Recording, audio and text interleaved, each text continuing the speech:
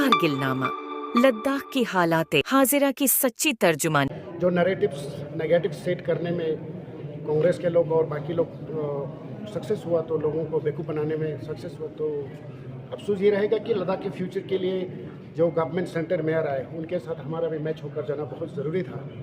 अब जो लोगों का फैसला है, देखिए ना, जैसे कांग्रेस हो या इंडिपेंडेंट कैंडिडेट हो, 4 पॉइंट एजेंडे पे क्या कम कर पाएंगे?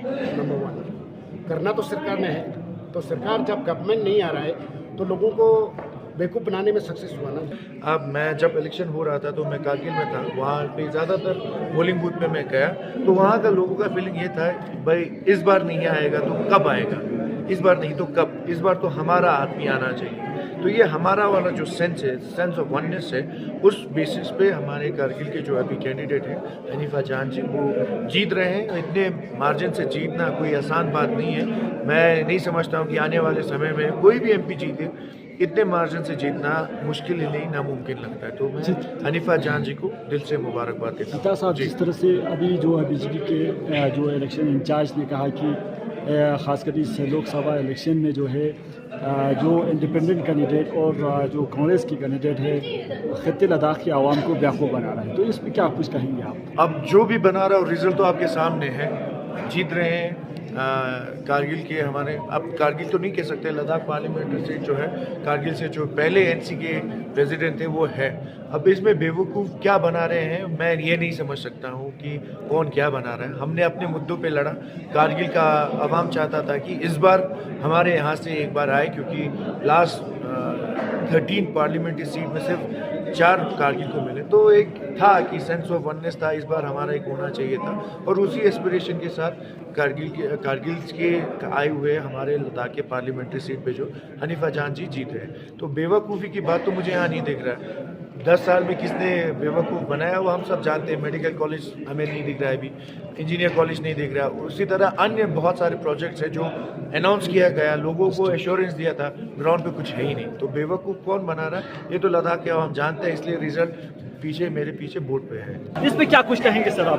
बिस्मिल्लाहिर्रहमानिर्रहीम। आज जो भी आपको दिखाई दे रहा है ये लद्दाखी आवाम की मूड है। लद्दाखी आवाम पिछले 5 साल से बीजेपी की हुकूमत से बहुत ही तंग आ चुके हैं और वो किसी भी कीमत पे बीजेपी की हुकूमत को बर्दाश्त करने के लिए तैयार नहीं है। उसी का मूड आपको दिखाई दे रहा है और उसी के नतीजे में आज लद्दाख ने अपने कैंडिडेट मोहम्मद हनीफा जान को जिता के दिखला दिया कि हम बीजेपी के अगेंस्ट हैं, एनडीए के अगेंस्ट हैं, फिर अपरस्त ताकतों के हम खिलाफ हैं। इस पे क्या कुछ कहेंगे सर? बीजेपी ने पहले ही कहा था कि आपके बार 400 पार, तो इसके बारे में क्या कुछ कहेंगे आप?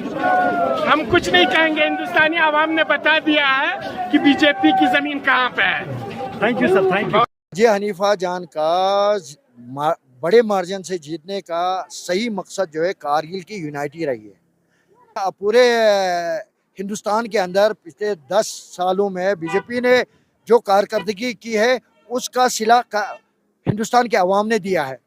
ये बीजेपी हमेशा जो है झूठ पे मबनी एक टीम का नाम है।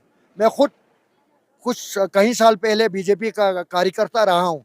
इनके हर कार्यकर्ता के अंदर झूठ के सिवा कुछ और आपको डेवलपमेंट के बारे में देखने को नहीं मिलेगा। लिहाजा जमयांग सिरिंग नमग्याल ने 2 दुकान एक गली का जो ऐवान में आवाज़ बुलंद नारा दी थी, उसका जवाब खत्ता लद्दाख के अवाम ने दिया है। बीजेपी को शर्म आनी चाहिए, डूब मरना चाहिए कि 400 पार की तो बात है, 250 से ऊपर पे इन्होंने सांस इनका बन रहा है। लिहाजा हर झूठ का समय आता है डूब जाने का। सो बीजेपी पूरे हिंदुस्तान में डूब चुका है।